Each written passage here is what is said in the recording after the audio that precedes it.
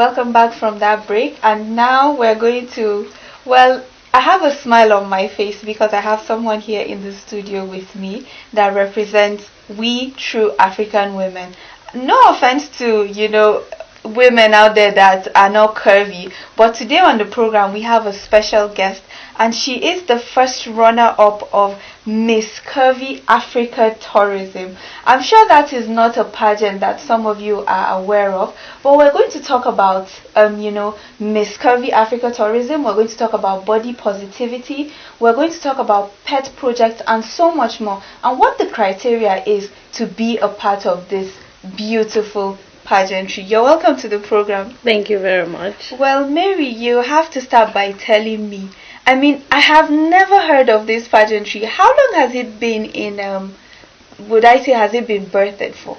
I think Miss Curvy Africa has been on for about 2 years now. Okay.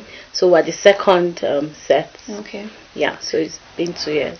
Okay, that's fantastic. So let's start from the basics, right? Mm-hmm. What is the criteria to be a part of this Miss Curvy Africa? Okay, like the name implies, curvy women, and African women are curvy. Yeah, they are. So we want real bodies from size 12 to above. Yeah. So that's one of the criteria. Then we also have age criteria too. Oh, really? So from 18 to 35 years. Okay. So that's basically the criteria, because they want everybody to be able to partake, regardless of your body size. Yeah. So tell me what the criteria is for women to be a part of this pageantry. Okay, well, the criteria is quite slim because we don't want to cause any segregation or so basically it's just your age and your size. Okay. So because it's Miss Curvy Africa, so we want real African bodies, because African women are not. Yeah.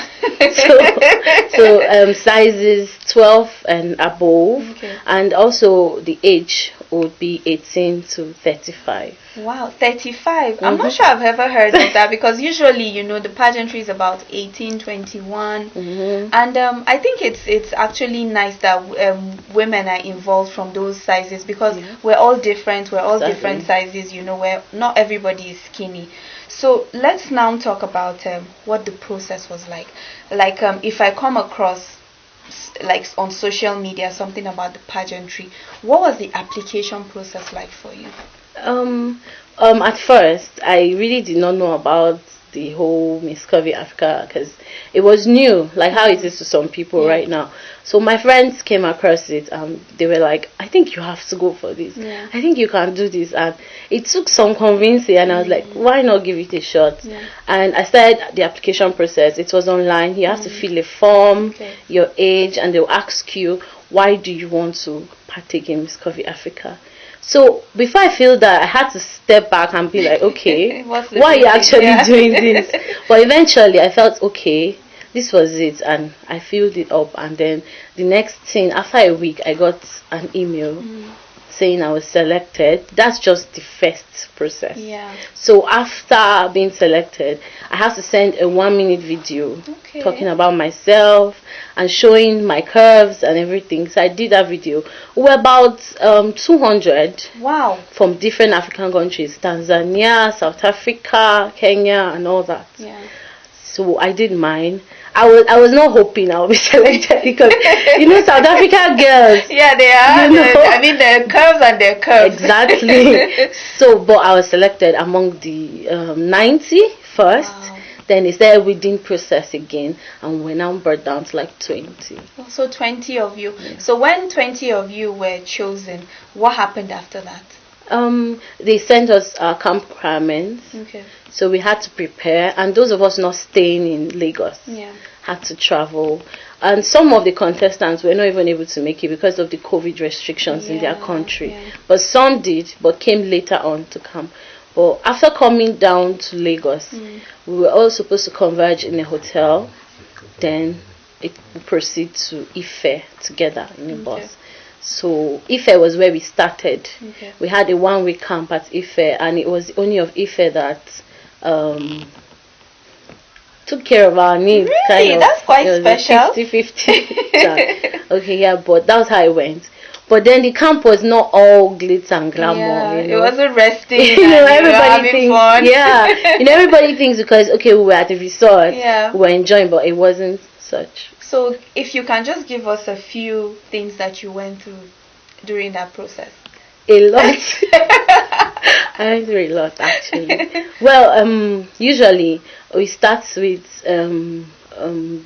morning devotion, 7:15, and then 7:30 we're off to work out. Wow. I don't just mean work. I mean real workout. Oh, wow. Workout. Did you have a trainer? Yeah, and that was another part that intrigued me.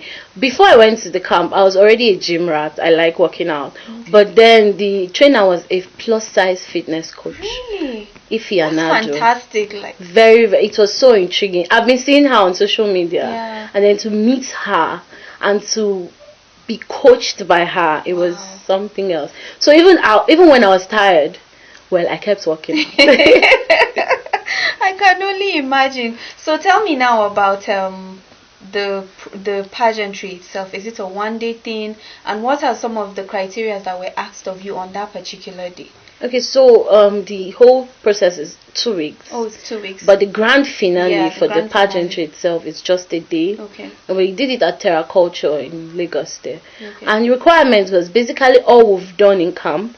We did task in camp. We did Indomie task, Lush task, and we got to win some prizes. Yeah. So from the tasks you've done, questions will be asked, your points count. So the percentage was like 40% for camp 1 and 2, 40% for votes, and 20% for grand finale. I actually like that because it seems fair. It's not just about what you come and say or what you present, or how much you can buy the votes. Exactly. So you have to show yourself in camp first. So camp was fun. It was stressful because I couldn't walk sometimes because of the workout. But then the task was it was mentally stimulating because I had to think, and they would tell you, okay, I give you 5 minutes, go and prepare a presentation on how to sell the result and how to do this, and you have to come back with something. Yeah. So eventually it was fun though. Yeah, but then I'm sure you learned a lot about yourself that you a lot. And I'll advise everybody to try it. Yeah, that's actually good. Because 20 other girls, imagine. Yeah. And then you have to bring out the best of yourself, in you. So it was fun. I enjoyed it. So what was the grand finale like? And you said you were all from different countries. What was the winner? Was she from Nigeria? Yeah, she was. Actually, the 3 top people were really from Nigeria. Oh, Nigeria, we're so proud. I'd say it was like when the South African lady later came, everybody was like, I'm are not you sure about myself. So everybody was like, okay, why is she coming now? And then she's now coming and she has an NGO and they're giving her time to talk about herself. But then everybody was like, just calm down. Back yourself. If you know you've shown yourself, why are you worried? Yeah. But then she tried because she did her best. But eventually she came out top 10, but not top 5. Yeah. So 3 of us were Nigerians. That's fantastic. And the first person was a Bayelsa, from Bayelsa State. Okay. So on the grand finale, we were supposed to wear 3 outfits. Okay. The first being the casual. Yeah. We were supposed to dance with the casual and all that. Then the second being African print dinner. I think 4 outfits. The third will now be your cultural wear. Okay. And the fourth is dinner dress, where you get asked questions and all. Okay. So tell me how culture and heritage is a part of this process. Okay, so when we were at camp, we did our cultural day.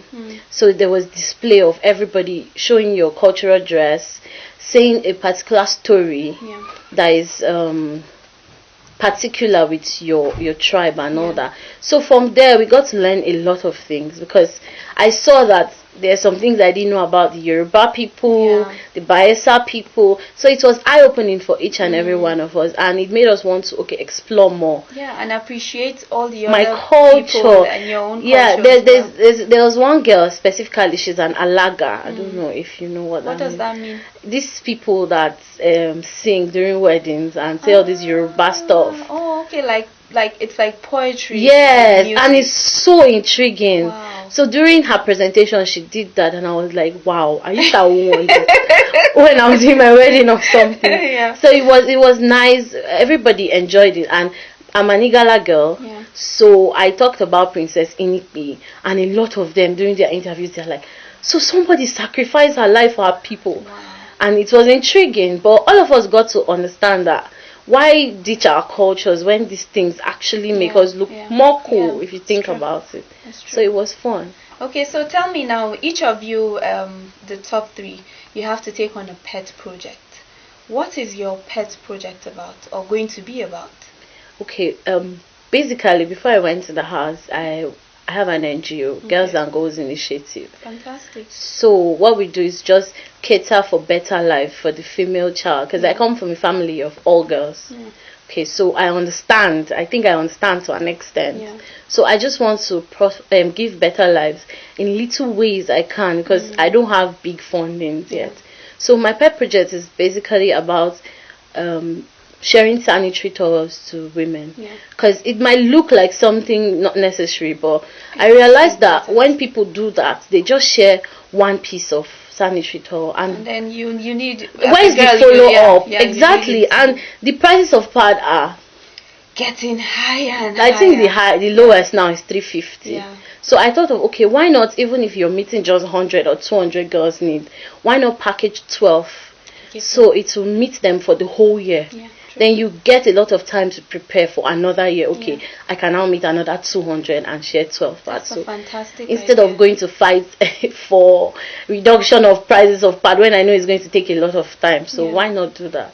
Okay, so now that we've touched on the pet project, what I want you to talk about is Miss Curvy Africa. Obviously, it is to celebrate the curvaceous African woman. How does that go hand in hand with body positivity? Because I know body positivity is important to you. So our size. Okay, in as much as we all know deep down in our heart that an African woman is not slim. No offense. No offense. Anyways, but we still have not been able to embrace that part of us and then open the conversation of experiencing real bodies and appreciating them. So most people feel that people that are big, they shouldn't be accepted. There are some limitations they face. These limitations are put in place due to our human nature. It's not something that people cannot do. And if I'll share an experience with you, when we went to camp, I think I and the first runner up were like the biggest people in camp. So some of these ladies were size 12. Oh wow! But they were still feeling somehow like, God, I'm so fat. My flaps and my folds, and then they were not comfortable. But after 2 days in camp, and they saw that, okay, I am my roommate. The girl that came the first runner up was my roommate in camp. We were the biggest, but we still engaged in a lot of conversations. When it comes to mental stimulations, we're there. When it comes to workouts, we're at the front. If you check the Instagram page, we're always involved in this. Some of them became more comfortable. Like, if these people can be bigger than me and they are and more confident in themselves, why would I be confident about myself? And I feel like confidence is something that comes from inside. It's not about what I wear.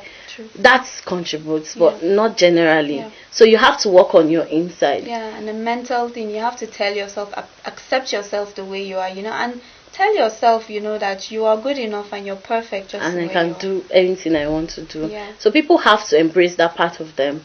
And so that's another part I would want to touch if given the opportunity. Because apart from we adults understanding this, a lot of young people are coming up. And then my younger sister, her friend, is not even as fat. I would say she's size 12, but she goes through series of depression, and she's like, I'm so fat. I don't think. And then fatness is not an excuse not to do well in school. And you can even work out. We all have different body types, So it's some people exercise and they don't lose weight. But they're healthy. That's just it. So it's just for you to embrace yourself. Then every other person will follow suit. It's not like I don't get people saying you are so big or something. But then at the end of the day, let me stand. Let's talk. Is my fatness stopping me from talking? That's what people have to understand. And then understand that we're Africans. We are not slim. African women are not slim. From time, we've not been slim. So people have to embrace this.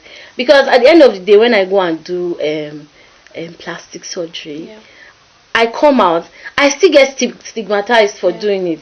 So when I'm working out, why feel the need to push me down? True. Why not encourage me? True. So people have to embrace this, and that's what Miss Curvy Africa stands for. That's fantastic. So on a final note, I want you to advise all the young girls out there, because you've already touched on that. Tell them more about body positivity. Tell them more about Miss Curvy Africa and ways that they can express themselves to make sure that they are their happiest. Well, I think what I'll say is just know who you are, because in the first place, if you know who you are, your size does not matter. So if I know that I am Mary and I'm intelligent and I'm smart, it doesn't matter. Even if someone feels that I'm fat, okay, I'm fat, but still it doesn't stop my potential. It doesn't stop what I can do. So I want to encourage every person or every young girl out there, fatness is not a disease. We can't all have the same size. Some people have to be slim, some people have to be a size 12, and other people have to be a size 20. We all have different sizes. Just embrace your body, and trust me, when you embrace your body, it will be hard for people to pull you down with your size. Because before, when I did not understand who I was, a lot of people said mean things to me, but now I understand. I get few comments, not like they won't be there, but there will be few, because okay, I'm respecting myself, I know who I am, and I carry myself with confidence. So what is making you talk to me the way you think or puts me down? So I just encourage you to know who you are. Build on your strengths. Even if I'm big, I'm smart. Even if I'm big, I can sing. Even if I'm big, I can do one thing or the other. Then that side of you that you've built on will be pleasing to people, and the size will not even be something that they would think about. That's fantastic. And I have to say, I love your tiara. It is beautiful. Thank you. Well, thank you so much for coming on the program, sharing your knowledge with us on the pageantry, the Miss Curvy Africa tourism, and of course, thank you for sharing your energy and your body positivity as well. Thank you very much. I had a nice time. Thank you. Well, I've been speaking with Mary Alu Ojima, and as you know, she is the first runner-up of Miss Curvy Africa tourism, and I hope that with our conversation you will accept yourself the way you are, that you will know that not everyone is the same and we're all different, but having confidence in yourself, having body positivity will help each and every one of us to attain our goals. And from here we're going to take a musical break. Please stay tuned.